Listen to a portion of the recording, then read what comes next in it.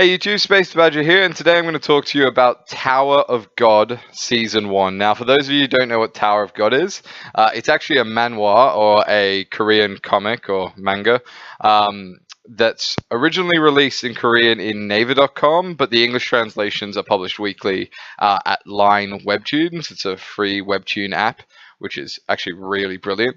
Tower of God is a series that has been going for a number of years now. Actually, it's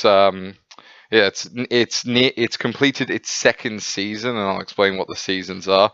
And it's produced by a guy called Slave in Utero, is his pen name, or Siu, as he's regularly referred to, SIU. And if you don't know what Tower of God is, read Tower of God. The few people who I've managed to get into this love this series, and I read it religiously week to week. It's a part of my weekly read schedule, and I don't think it ever gets any love. I've never heard anyone talk about it. I assume that's largely because it's a manhwa rather than a manga or a Chinese comic, which is sort of less prevalent in the West. But this series as a concept is genius. So yeah, I'm gonna basically try and do an overview. If you like this video, please like, comment, subscribe. I'm basically just trying this out because I would really love to talk about Tower of God week in, week out, but I don't know if you have any interest in it or if this is going to get any traction, so I'm just giving it a go. And actually, we're at a pretty convenient point in the series to start talking about it, because we're currently on like a hiatus / mini break between seasons 2 and 3. So season 2 wrapped up a couple of weeks ago, and now we're the new season, so season 3. And I say season, what they actually are is like an extended series of chapters or mini arcs collated together that then have segregated time skips. So between each season, season 1, season 2, there was a big time skip. I think it was 5 years, and I imagine there's going to be a similar time skip between season 2 and 3. So yeah, if I'm going to produce some Tower of God videos in the next couple of weeks as a kind of precursor to talking about season 3 when that kicks up. And if you like it and I like it and it gets views and people want to start discussing about it and commenting about it and all the rest of it down below, then I'd be fucking hyped because I love this series. So yeah, this is going to be my sort of summary of season 1.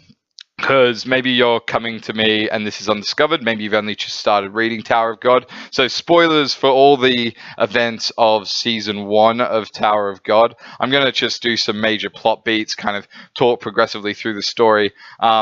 So if you don't want to know anything, or if you just found this webtoon or you found this video and it's piqued your interest, go read it, then come back to it, because I will probably be doing some pretty major spoilers. But if you're not, if you don't know what the series is, if you can't really be bothered reading it, and there is a lot of back reading to do, I hope this video will be a decent enough summary for you and hopefully convince you to pick up the story when it starts again in early March, and I'll make a video releasing it and discussing it when that drops. Okay, so background on the series. This is a huge universe, and Siu, or Slave in Utero, has built this story on with a gargantuan universe in mind, right? So what Tower of God is actually a story in a larger universe that I assume a subsequent story that he intends to write will be set in. But it focuses singly on a tower, so the Tower of Gods, or the Tower of God as it's translated. And basically, the opening panel is very good. Tells you everything you want to know. It basically just says, if you want to be rich, if you want to be famous, if you want to have power, if you want money, whatever you want, whatever desire you have or want to have fulfilled, if you climb this tower, that glory, that wealth, that power awaits you at the top. And that's like the concept of the story. So it's basically following the protagonist, a guy called 25th Bam. I'll get into him. And his climbing of a tower. Now, the reason why I started talking about the universe is there is wiki holes for days and weeks and months to go down, and I'm not going to be able to give all of that justice, but probably one of the best things, one of the things I most love about this series is there's so much lore and background in this series. The author knows he's not going to get to all of it in this Tower of God series following the adventures and the like actions and activities of Bam. So what he does at the end of every chapter is gives like a little bit more insight. At the end of every single chapter, he does like a little bit of fan service blogging, either talking about himself or like circumstances at home, but mainly focusing on building out the lore of the story. And if you are as lore crazy as I am, those little nuggets are just as interesting sometimes as the actual chapters themselves. And when he then starts hinting at stuff in those sort of epilogue, like chapter epilogues, and they get expanded on or introduced or expanded upon more deeper into the story, it's like the ultimate fan service, because he's like, he can't even hype stuff in the stories because Bam's perspective is so narrow. So that's kind of the context. So universe is huge, so much depth, so much lore. That's the first reason why you should definitely go start reading Tower of God. But it's not really relevant to season 1. All of that really comes in more at season 2. So I'll narrow that focus now back into season 1. So the series starts with a little sub-arc of 4 chapters referring to Headon's flaw. And most of the arcs end up talking about flaws of the tower as Bam climbs them. And the interesting thing about Bam is he's one of a very small number of characters who are called irregulars. Now, what irregulars are defined as people who enter the tower externally, so they aren't born in the tower, they don't live in the tower, and there's a huge population residing within the tower, people who have either actively climbing it or who have settled on specific floors or even live in the spaces between floors. It's quite complicated, but I'll get into that in a later video, I imagine. But Bam is very unique because he forces entry into the tower by his own will. And effectively what it's kind of alluded to is there's this guy called Headon, and that's why this arc's called Headon's Flaw. He's kind of like the Donnie Darko rabbit, but if the Donnie Darko rabbit had no eyes and a really, like, an even creepier, like, mouth. But he's, like, basically this really, like, he's kind of Lucario mixed with a Donnie Darko rabbit. Yeah, you'll see him. If you start reading the chapter. And it kind of implies that he picks people. He finds people amongst this huge universe as special selected candidates who might want to arrive and enter the tower to sort of massively change the events that reside within the tower. So that's kind of the prophecy associated with all irregulars, that they're all going to generate huge change for this whole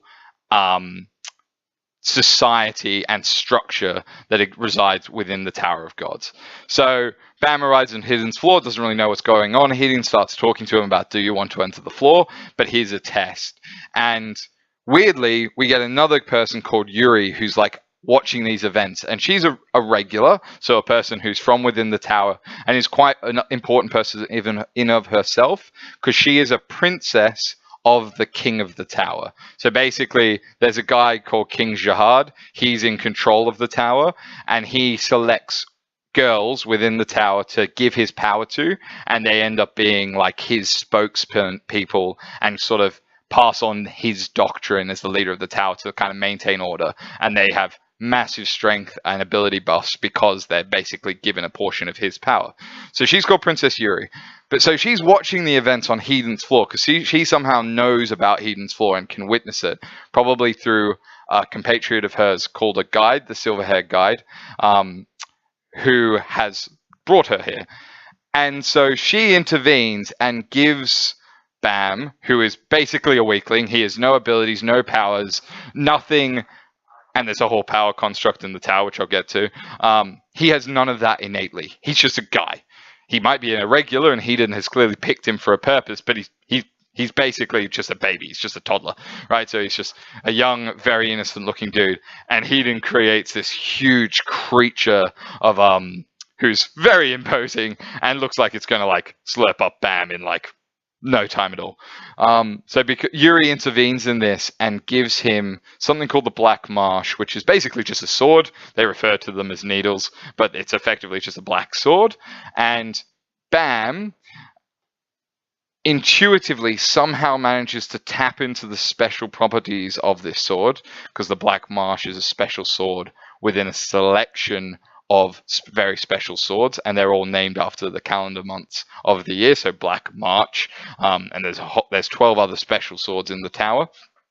And Yuri, who is a princess of Jihad, mind you, so very strong, very capable, very skilled, has never been able to conquer this sword. And basically, Bam just ingratiates himself basically with the magical spirit inhabiting the sword, who gives him her power upon his own free will. Like, basically all he does is asks for her help and she gives it. And this pisses Yuri off in a very comical scene, because she's like, I've never got this sword to listen to me, not once. What on earth is happening? But Bam just instantly manages to tap into it, again implied because of his sort of irregular status, and defeats the beast and forces open the doors to enter the Tower of Gods. And that's where Headon's Flaw little sub-arc kicks off. Now, what I've just thrown at you is an insane amount of very basically intricate systems and specific concepts that are not really expanded on at all in these initial chapters, but they're all kind of just hinted at subtly that this is going to be a setup. There are these big powerful swords, there's princesses, there's a king, there's a whole power structure, and a sort of authoritarian rule within the tower, and bam, you're just this sort of nobody who may become somebody who might upset that. And that's basically all you know, but it already kind of gives you, if everything I've just talked about is like, that was a lot of like random information and it seemed like there was a lot of things to already get my head around. That is true as things progress, but that's kind of the point why I love this series, right? It's constantly dropping hints about things and concepts, power dynamics, controls, skills, abilities, just in passing. And because we're only ever seeing the events of the story unfold from Bam's eyes, he's as clueless as you are. So it's not necessarily expanded on there and then, but if you want to get into it, like, you can understand, and the author will give you all that information either over the fullness of the story, or as I said, in those little sort of sub-summaries about what those systems are and how they're going to play out in the events of the story relating to Bam. So if that piques your interest, if you read those first 4 chapters, and if you take to Bam as protagonist, and probably I have to say a criticism of the story is I think it takes a long time for Siu to make Bam's character interesting, and I'll get into that as I've sort of recapped the events of season 1. So what's most interesting initially is the tower itself. It's the concept of the tower. It's the concept that there is this whole structure and world, like within these 4 walls, or 1 wall, it's kind of continually, it's given the impression artistically that it's just one big circular tower, like a spire or something of an ancient castle. But there's so much going on that it's a full living and breathing universe. But of course, what you're already told right from the beginning is Bam is from outside the tower. And surely you've got to be of the impression that outside is way bigger than an inside of a tower. So it gives you a sense of the scale of what the author is already trying to handle as like a conceptual narrative. But he's basically limited to saying, no, this is going to focus on Bam climbing this tower. And then we get into what is actually the second floor of the tower, but to everyone who is a regular, so i.e. not including Bam, but everyone else who is climbing the tower, to Evankhell's floor, which is, to their perspective, the first floor of the tower, but what we already know from Bam's perspective is that it's actually a second floor. And this is the floor of test, basically. So this is the floor where regulars who are basically granted or seen as having the ability to climb the tower, or irregulars in Bam's case, are tested as to whether they're going to have any chance of climbing the tower at all. Because the tower is continually hyped up as being lethal. You will lose your friends. People will die. You will love, hate, kill and like climb all over everyone and anyone to climb it. This tower will basically almost take your soul and take everything everything you have to climb it, because that's kind of the premise, right? If any wish or dream you have will come true if you climb it, climbing it's going to be horrendous. And this floor is really bad in the sense that no one really has a clue. I mean, there's some people who have certain advantages, and that has to do with what families they come from and what training they've had before they start climbing, before they become regulars. But most people are just starting off as sort of dumb and unskilled as Bam is, and then they're thrown into basically a test floor where they're put through their paces. So it starts off where everyone's dropped into this what looks like a really kind of an American plains, grassy, wheat, like cornfield kind of landscape, and it's just told, everyone's just told, make teams and survive, and if you lose, you're out. You're kicked from the tower immediately. So the first two people that Bam runs into are the two other main protagonists of the story, a guy called Kun Aguero and another guy called Rack Wraithwacer, who is like a big crocodile dude carrying a massive spear and refers to everyone as turtles, which is his sort of moniker or metaphor for people he wants to beat. They're his prey, his turtles. And Kun is from a noble family of regulars and is actually the son of one of the most powerful people in the tower. I'll get into that later. And Kun is starting out. So Kun is kind of introduced as this kind of suave, debonair guy with the sort of bright, sort of lilac-y blue hair, well swept, and he's carrying this little trashy suitcase, and he's got a knife. And he meets Bam, and he doesn't know Bam. He doesn't really have much of an interaction with him whatsoever. But the second he meets him, he goes, "I like you." And that's kind of basically welcome to the plot device of the first season, because that's basically how Bam gets through all of the events of season 1. Is he's just weirdly, instinctively likable. And to be honest, it's not greatly delivered, but Kun as a character is so well thought out and is so likable in of itself. Bam's kind of lack of personality is kind of just used as a way of accentuating the great personalities of Kun and Rack. And that's why Kun and Rack are basically fan favorites, because in a series where Bam takes a long time to develop as a protagonist, a lot of the best dialogue, the best moments, and the best character developments, especially in this first season, come from Kun and Rack. And Rack is just like the most hilarious character ever, because he's so simplistic and he has this sort of really basic view of the world of just kill stuff, eat stuff, everything's my prey, I'm going to be the strongest, but in this kind of dopey, lovable kind of way of talking and behaving. But he's this huge, hulking, brown like alligator who's like towers over Bam and Kun, who are basically kids, sort of affectionately referring to them as his turtles or his prey, because they just happened to make this 3-man cell in that first challenge on Evankhell's floor. And basically the series of chapters unfolds, the 4 chapters on this floor, where Kun and Rack have some dicey moments, but kind of rally as a team and get through and sort of survive the challenge and survive the first test of the floor. And in these chapters, we start getting introduced to a lot of the other not major characters, but the most interesting characters that will play out throughout the story. And it's basically the 20 people who get through these initial tests end up having a huge role, because they basically become Bam's friends, and these are the people that Bam, no matter what, wants to protect as he grows and develops and climbs the tower. So kind of right from the outset, even though the tower tells Bam and everyone in that initial test, you're going to kill each other, you're going to climb all over to each other, you're going to hate each other by the time you climb the floor, Bam's entire kind of character is driven around the fact of, no, I refuse. All I'll do is I'll get stronger and I'll make sure everyone survives. I'll make sure everyone's protected.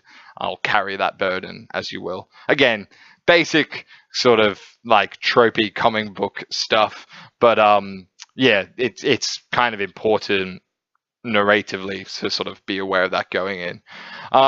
Then we have a very, very, very short set, very 2-chapter arc called Lero-ro's Test. So Lero-ro is basically like an arbitrator for the floor. Evankhell is not really present. So Lero-ro is a ranker who is helping manage the new regulars that come into the floor and putting them through their paces. And the next guy, Yu Han Sung, is basically Evankhell's delegate on the floor while Evankhell is away. So Lero-ro's test is very simple. Here's a wall of something called Shinso, and basically this is the MacGuffin of the series. This is the magical concept by which all powers and abilities typically manifest themselves through.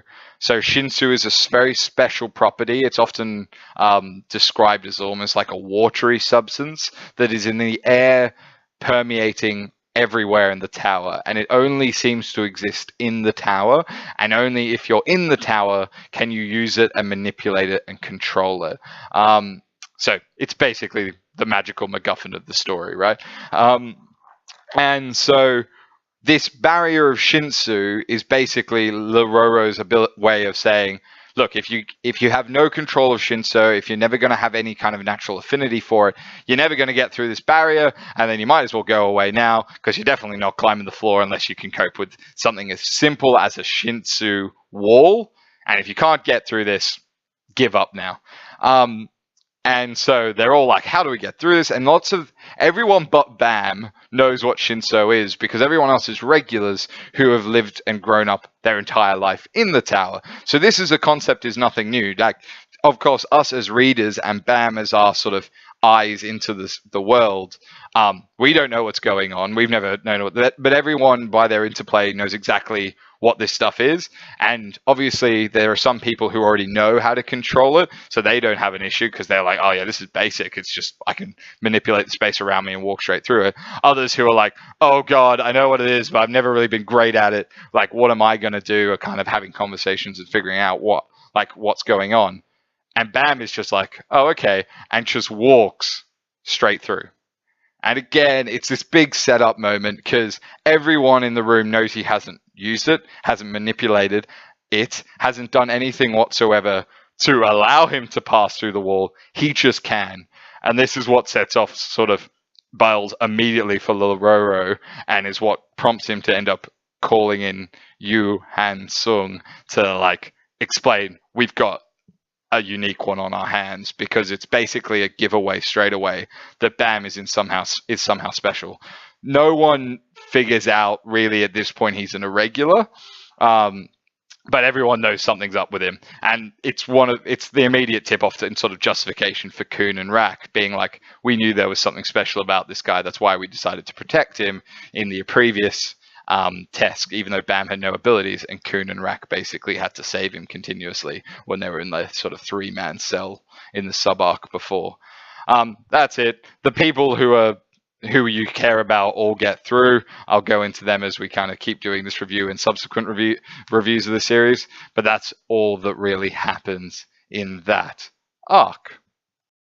Now, before I get into the next little sub-arc, so Yu Han Sung's examination, I'm going to talk about a few characters that I haven't talked about yet because I just wanted to focus on Bam, Kun, and Rak initially.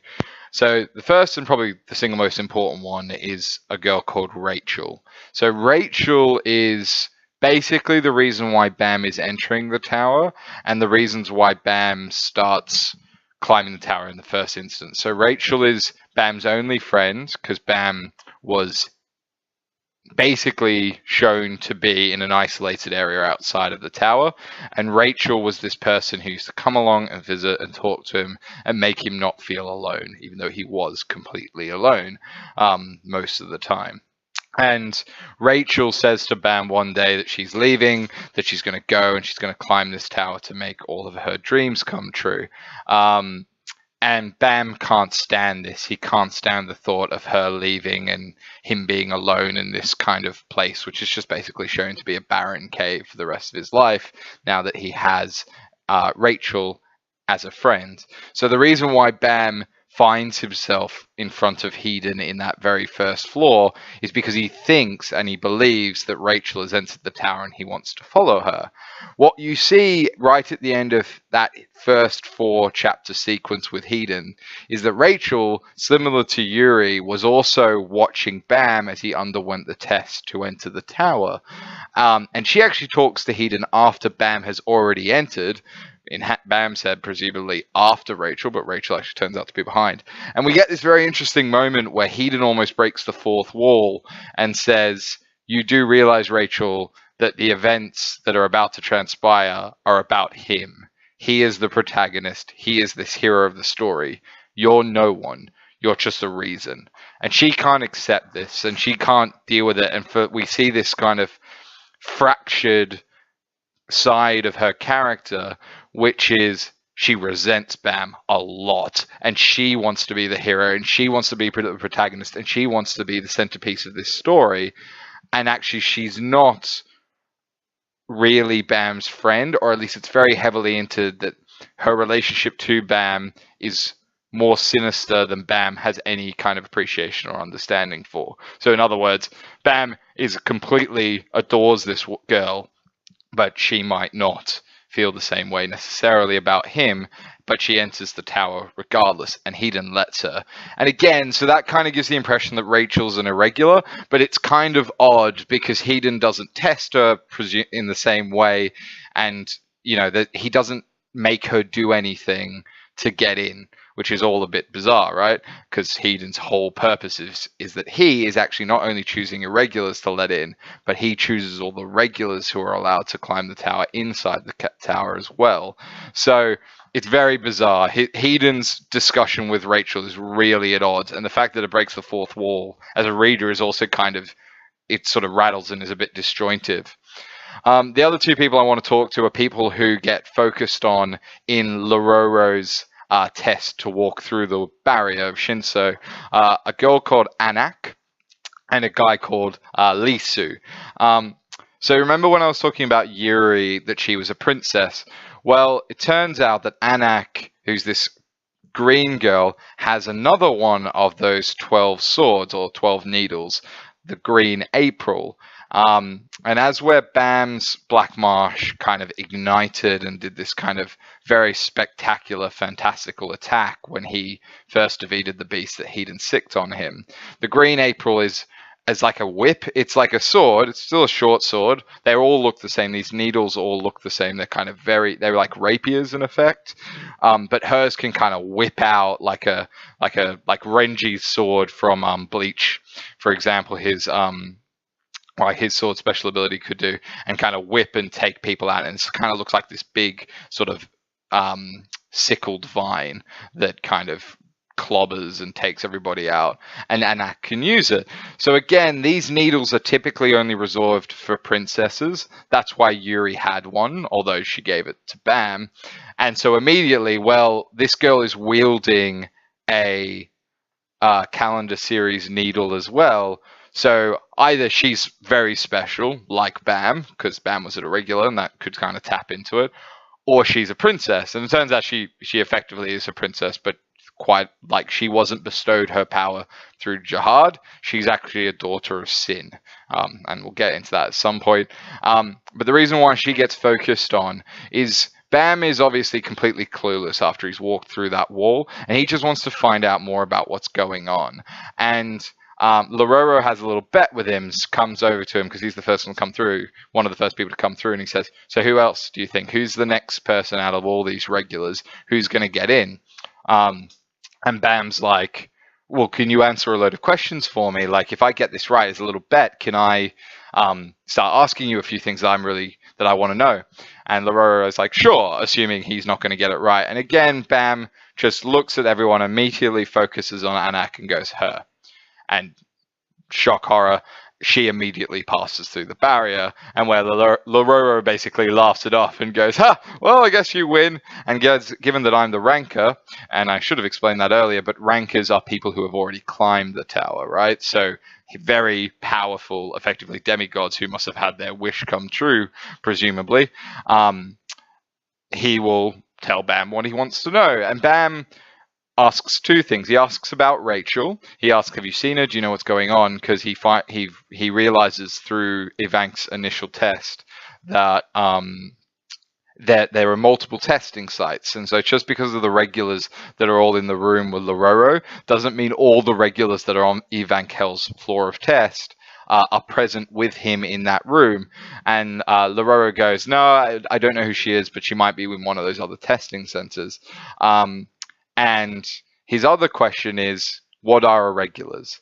And of course, Lero-ro immediately also kind of goes, huh, because he already knew something was up with Bam, but he's also curious as to why he's asking about irregulars. Because everyone who has talked about them so far up to this point has talked to them in a very negative way, as if they are basically creatures of sin. And what Lero-ro points out is the reason why they have that reputation is all the irregulars who have entered the tower, and he incites four people, Fantaminum, Enryu, and Uric Manzino, so sorry, those three, have caused immense change and have been so feared and have been such beasts that they've completely unsettled the power dynamic. And in fact, those three, fourth one being King Jihad, are the four most powerful people in the tower. And what we find out a little later on, I'll talk about it here, is there's this whole ranking system in the towers, hence why they're called rankers. Anyone who's climbed a tower becomes a ranker, and then you will get listed against all other rankers, or high rankers, or the highest rankers, as to where you sit in terms of your standing and influence in the tower. And Fantaminum is 1, Enryu is number 2, King Jihad, so the guy who supposedly controls and dictates all the orders in the tower, is actually 3, and Uric Manzino, who's the most recent, prior to Bam, irregular to come into the tower, is number 4. And all 3 of those people basically completely destroy the apple cart. Evidence from the fact that even though King Jihad is the ruler of the tower, there's these 2 other random guys that actually rank ahead of him, which is very bizarre, again, from a reader's perspective this early in the story. And then Bam asks, well, does that mean all the irregulars are bad people? And Lero-ro says, no, it doesn't mean they necessarily have to be a bad person. They're just feared in the tower, and that's why everyone talks about them the way they do. And the third and final person I was just going to quickly mention is a guy called Lisu, who's kind of played as jokes at the beginning because he can't get through the barrier, and through brute force of will he finally manages to get through in a kind of comical scene where he's sort of bleeding profusely to kind of force himself through this Shinsu barrier. Basically given the impression he has no skill and no capability whatsoever, it's sort of brute will and ignorance that's kind of forcing him into the situation. But he has a big role as you get further into the story. So just wanted to talk about them. Right, so now let's jump into Yu Hang-su's next examination on the floor of test. So the next test, so Yu Hang-su's exam. So what immediately then proceeds to happen is each 3-man cell, so the 2 that we're kind of focusing on at the moment, so Raccoon and Bam, and the other 2, which is Lisu, Anak, and another guy called Hatsu, who we haven't seen or heard much about yet, go to separate rooms. And basically they're just given a very simple rule. And this is where, and this is probably again my second big reason why you should read this story, is the creativeness of this story as a series, because it's all centered around these tests, one after another, after another, and after another. And I've misspoken a couple of times before, but basically this is Evankhell's floor of test. So there are multiple tests to clear the presumably first floor of the tower. But what ends up always happening is every single floor is made up of these really unique, effectively like game show / really intricate dungeon or actually gamer-like scenarios where all the regulars are put into situations where they have to meet the and beat the rules of that test or that game. And the CEO is just so creative and comes up with so many different ideas under so many different scenarios with so many different interplays of characters being sort of constrained by the rules of whatever the game or whatever test they're participating in, that it always keeps the reader on edge. It always keeps you engaged to see like what's next as a test, what else is coming on this floor, what's the next floor going to bring for the members and the regulars climbing the tower. So this is just another example. So first we had that sort of basic 3-man cell survival game, which was the first test, and then we jump into Lero-ro's Shinsu Wall, which is a little sort of sub-test to just kind of give us more information as a reader. And then this one, which is Han Sung-young's test, which is 12 doors, big cylindrical room. The 3 of you pick a door and you pick the right door in the next 10 minutes. And everyone's in shock, specifically Kuhn, who is really focused on like, what? How is this even logical? How is this even possible? And goes immediately like, how do you know? And like, what information are you giving us to ensure we choose the right door? And Yang Sung-young just says, you've been given all the information you require, and disappears. And you then start getting some really nice little insights into Kuhn's background. So I already alluded to the fact that Kuhn came from a very powerful family, so the Kuhn family, K-O-O-N family, in the tower. We get these very little short flashbacks of his relationship with different members of this quite large but extremely famous family, giving Kuhn insights into what he should and shouldn't do when he's climbing the tower. And he gets one little flashback of his sister Maria. Maria was actually chosen to be a princess for Jihad, saying, don't trust anyone, don't trust anything, you know, climb purely for yourself and by yourself.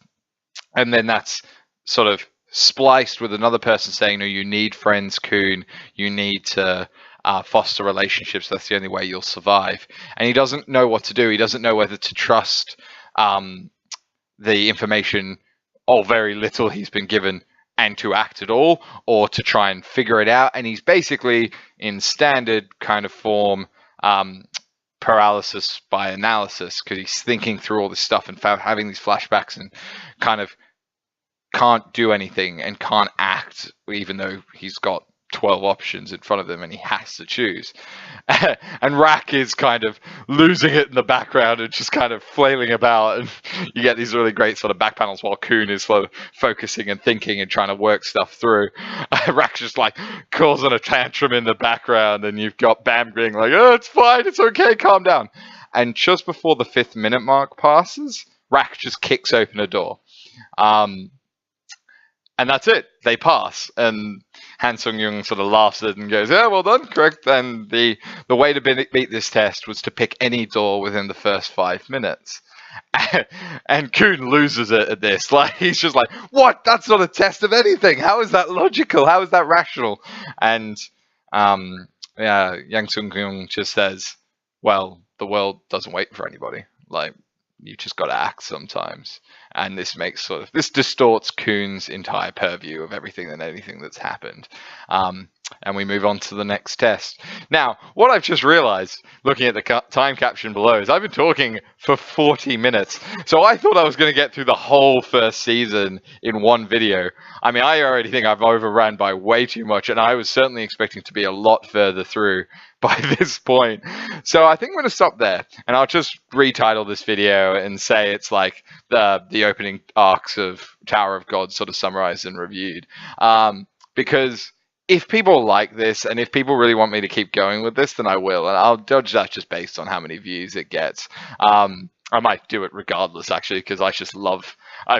doing this has made me realize how much I loved Tower of God right from the outset, and how much of it sort of drew me in straight off the bat. It's also getting really late here, as you might have been able to tell from the lighting on the camera, because I rely quite heavily on lighting in the background, and it's slowly started to dim, especially while I've had the images on in the background, kind of distorting it. So I'm I'm going to love you and leave you from here. Like, comment, subscribe. I really hope you like this video. I really hope you love Tower of God as much as me. I really hope for some of you, this video, if you found it, inspired you to either read Tower of God or reread Tower of God again from the beginning. Please comment below. Tell me what your favorite moment from Tower of God, these first few arcs, was, what you think is most interesting, or if you even want to get this, the discussion going about Tower of God in general and other things you want to see in season 3. I'm open to anything and everything. I just want to chat Tower of God, to be honest. So yes, this is your first time finding me, Space Badger. I do manga, sometimes anime, and now manhwa reviews every single week. I like to focus on One Piece and Kingdom and My Hero Academia specifically, but I really want to start talking regularly about Tower of God, as it turns out, so I'll see how things play out. I'm really new to this, so I'm still learning.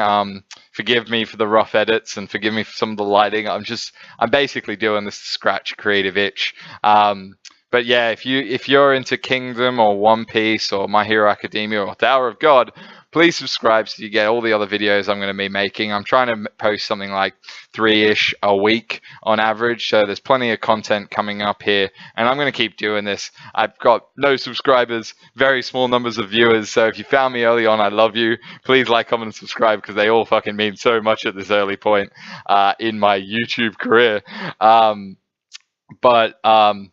Yeah, I just love doing this, apparently, it turns out. I just really scratches a creative itch, and I'm loving learning how to put videos together and slowly getting better at it. So, yeah, as I said, like, comment, subscribe. I've said it like 7 times already. Please get the discussion going on Tower of God, because I love it. Space Badger out. Peace.